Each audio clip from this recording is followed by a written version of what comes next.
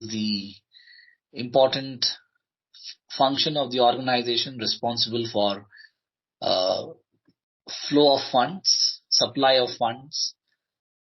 So the ultimate goal of financial department or the finance department is to ensure that wealth of the shareholders is maximized. In marketing, we are talking about value creation for customers. But here in finance, we are talking about value creation for the shareholders, which means all the financial activities, what you do in your organization should ensure that the wealth of the shareholder increases. And when does the wealth of the shareholder increases? Wealth of the shareholder increases when the value or the price of the stock in the stock market goes up. When the price of the stock or the share in the stock market goes up, that is when the shareholders become rich, and that is when their wealth gets maximized. And that's the ultimate goal of finance department, that all the activities it does, whether it is procuring funds, whether it is investing funds, whether it is administrating funds, or whether it is controlling funds, all this should lead to maximization of shareholders' wealth. There are companies who are able to do it, and there are companies who miserably fail. A company which recently failed very badly and was highly criticized was Paytm.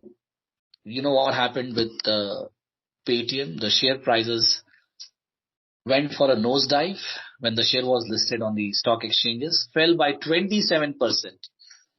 So the valuations are on a very higher side, and there was a lot of criticism that the company's finances are in a very bad shape. The company has so far not delivered even 1 rupee profit. Despite of that, the company created the hype in the market, saying that it is growing, it has a lot of good future prospects. And unfortunately, retail investors did buy this lie and invest a lot of money on. And unfortunately, the share price did not live up to the expectation of the retail investors, and many people suffered huge losses. So this shows that the company is financially not sound, and it shows up on their share price. So the financial soundness is very important again. So that is what finance department should do. It should ensure that the company is profitable. The company never runs out of cash. There is never a cash crunch or a liquidity crunch. The liquidity is always maintained, and company should never face any kind of insolvency issues, right? Insolvency arises when you don't have money to pay back all your liabilities. Recently, SpiceJet was in the news because SpiceJet did not have money to pay back its liabilities. As a result of this, Madras High Court did order to close down Jet Airways itself. Because of this news, you could see the share prices of Jet Airways immediately crashed.